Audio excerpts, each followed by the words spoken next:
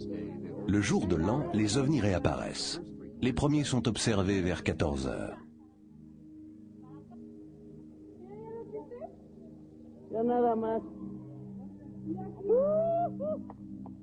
Le suspense s'intensifie lorsqu'on enregistre la présence de deux autres ovnis au-dessus de la ville à 15h51 et à 17h21. L'excitation est alors à son comble. Les gens s'arrêtent dans la rue pour regarder le ciel. Les voitures s'arrêtent sur l'Avenida Reforma, la principale artère de la ville, et les automobilistes se mettent à abandonner leurs véhicules pour regarder les ovnis survolant la ville. Même les policiers sont médusés. Dans la foule, certains témoins ne veulent pas y croire. D'autres manifestent une sorte de terreur religieuse. À 18 heures, les ovnis sont encore visibles. Ils vont rester dans le ciel de Mexico pendant encore 4 heures. Le lendemain, les principaux journaux publient des articles détaillés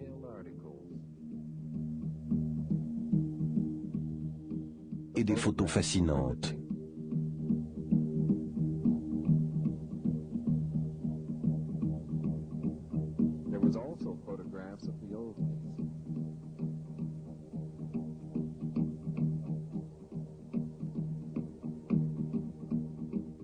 Insistant sur la manière dont les ovnis ont salué le nouvel an dans le ciel de la capitale du Mexique.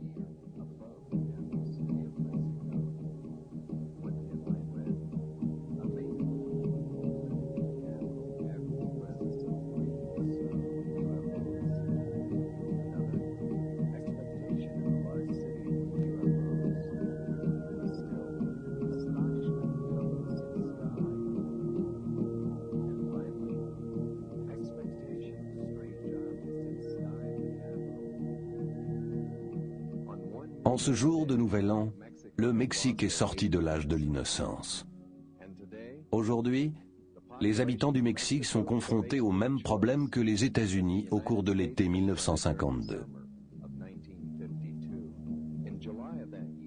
Rappelez-vous, en juillet de cette année-là, 14 objets volants non identifiés firent des passages en rase-motte au-dessus de la capitale fédérale, Washington. Repérés par radar, les ovnis furent poursuivis par les avions de chasse. Mais chaque fois que les avions entraient dans la zone de vol des ovnis, ceux-ci disparaissaient des écrans radars de la tour de contrôle. Puis ils réapparaissaient. C'était un étrange jeu de cache-cache.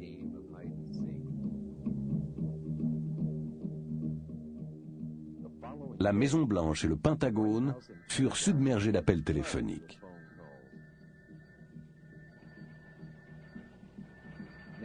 L'incident fit la une des grands journaux. Devant les demandes répétées des médias et la pression croissante de l'opinion, le chef d'état-major de l'armée donna une conférence de presse au Pentagone. L'intérêt manifesté par l'US Air Force pour ce problème résulte de l'obligation d'identifier et d'analyser de notre mieux tout objet se trouvant dans l'espace aérien américain et pouvant constituer une menace pour les États-Unis. Conformément à cette obligation, depuis 1947, nous avons reçu et analysé 1000 à 2000 notifications. Un certain nombre de ces comptes rendus représentent le témoignage d'observateurs crédibles concernant des choses relativement peu croyables. Ce sont ces observations-là que nous cherchons à expliquer actuellement. Jusqu'à présent, nous ne sommes parvenus qu'à une seule conclusion ferme concernant ces dernières observations. On ne trouve aucun élément permettant de conclure à une menace contre les États-Unis.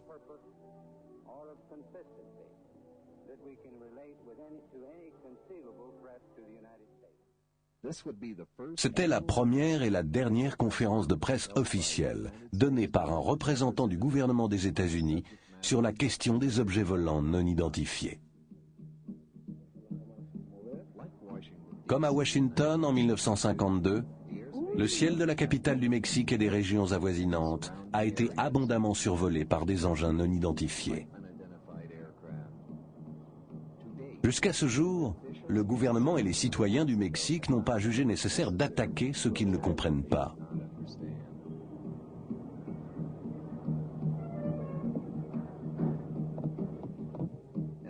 Nous pouvons espérer que dans l'avenir, ils continueront à faire preuve d'autant de courage et d'ouverture d'esprit.